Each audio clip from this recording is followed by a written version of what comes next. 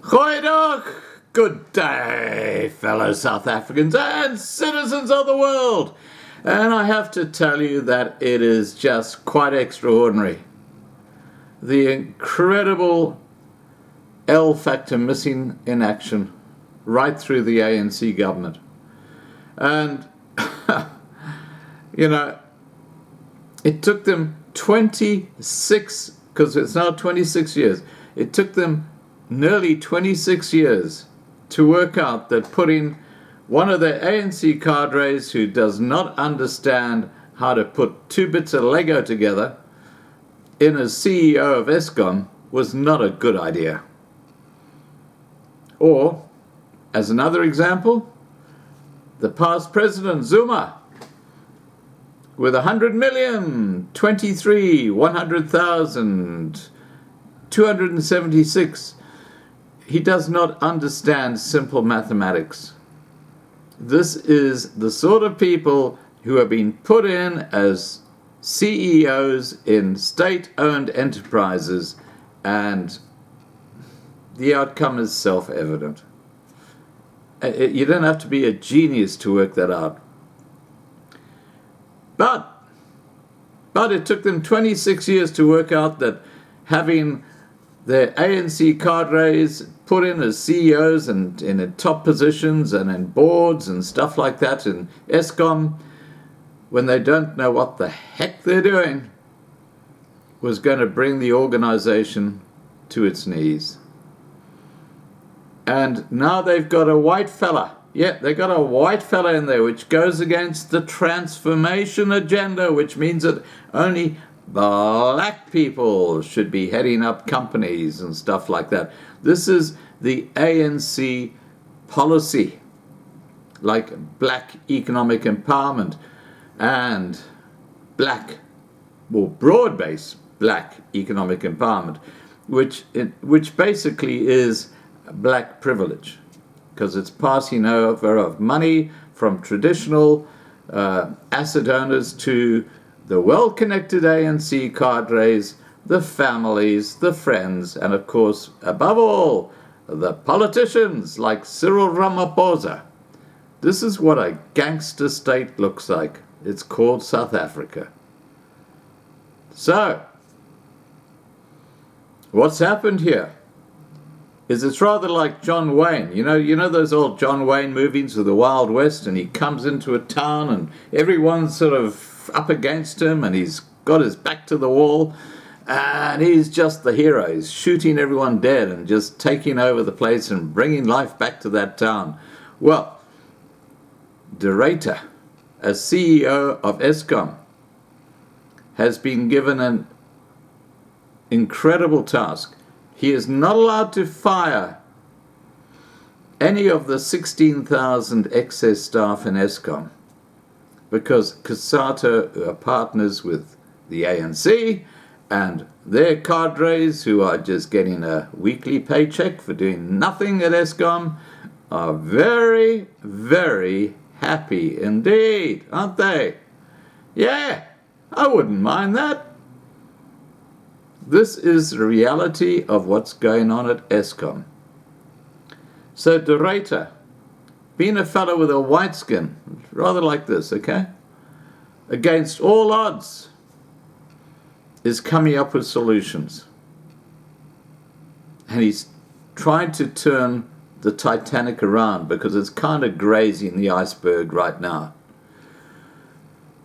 Eskom has warned its maintenance plan must be supported by the government, or South Africa can expect regular blackouts from power cuts of 8 gigawatts by mid-2021, a move that would cripple the economy. Get that? Eskom is still trying to get the South African government to accept that you've got a guy on board who's trying to turn the ship around. But the ANC government is still trying to push it straight into that big iceberg. Gee, absolute genius. Absolute genius. Let's continue. Shortly after taking up the role in January, CEO De Ruyter said more planned power outages will be necessary for the next 18 to 24 months so the company can catch up with deferred maintenance. You know what deferred maintenance actually reflects? Total incompetence by past CEOs in maintaining the power stations in South Africa. And guess what? Without exception, they had a different skin color to mine. And clearly, their motives were cleaning out. And so many did. Who can remember Fakamane? Yeah. Talk about an ANC cadre. Anyway, let's continue.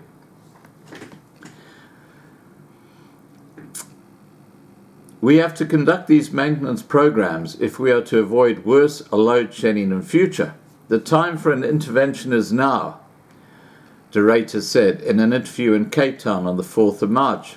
The notion that we can keep the lights on at all costs simply means we will be kicking the can further and further down the road until the inevitable day of reckoning when the system really falls over will approach.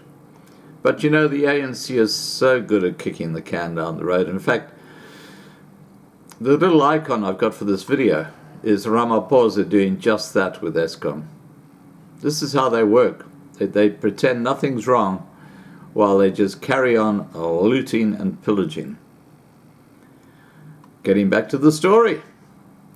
De Ruyter took over Eskom at a time when the state-owned company is saddled with 454 billion rand of debt and isn't generating enough revenue to cover its costs. Regular outages due to plant breakdowns have pushed the economy into a recession.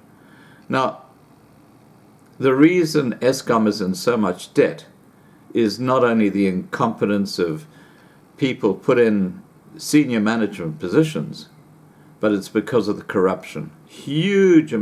Legendary amount of corruption. 1.5 trillion rands worth as a rough estimate. Think about it, 1.5 trillion rands worth of corrupt dealings with Eskom. Extraordinary. Anyway, Eskom said, and this is De Ruyter again, said, if we do nothing, Stage 8 will be a regular event by June 2021. He was referring to an outage of 8 gigawatts in documents submitted this week to the Standing Committee of Public Accounts, Parliament's financial watchdog. Outages at the moment are normally between stages 1 and 4, or 1 gigawatt to 4 gigawatt. The country consumes between 25 and 35 gigawatts depending on the time of the year. The Kendal, Duva and Tutuka power plants, which have a combined generation capacity of 11.4 gigawatts, are in particular need of maintenance, according to the documents. If allowed to proceed, the program could end power cuts within 2 years, catch up delayed maintenance by fiscal 2023, and save 9.3 billion rand a year in costs by that date, it said. By the end of the 2022 financial year, Eskom could increase the amounts of generation capacity it has available on average by between 4.5 and 6 gigawatts. Risks to the company's generation capacity, if nothing is done, are partly due to the plant's failure to comply with the emission rules. Plants could have their atmospheric emission licenses revoked temporarily, risking capacity of 4.5 gigawatts, and a total of 9 gigawatts is at risk if pollution abatement equipment isn't installed at a number of facilities, Eskom said.